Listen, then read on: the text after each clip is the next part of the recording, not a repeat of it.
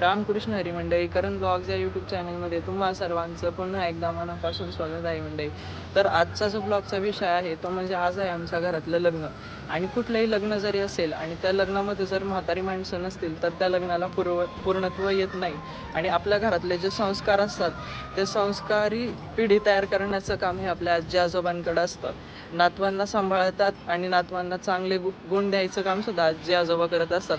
आणि आजचा जो ब्लॉग आहे तो माझ्या आजीच्या इच्छेनुसारच मी घेणार आहे आणि माझ्या घरातल्या आमच्या ज्या आजी आहेत त्या सगळ्या आजी तुम्हाला दाखवणार आहे.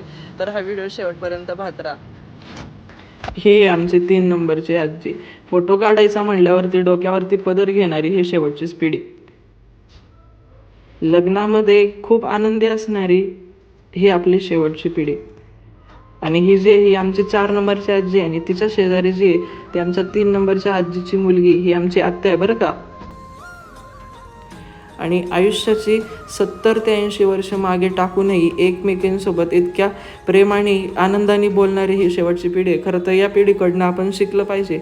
घरात कितीही भांडणं असतील तरीसुद्धा हसत खेळत राहणारी ही आमची घरातली मोठी माणसं. आणि आमच्यावरही यांनी हेच संस्कार केलेत आणि आम्ही सुद्धा पुढे तसंच वागणार. पुढे आपण बघू शकतो पाऊस जोरात येतोय आणि हा जो पाऊस आहे तो पाऊस शेवटपर्यंत राहतो की काय लग्नात. आणि आपला पुढचा पार्ट येतोय थोड्याच वेळात.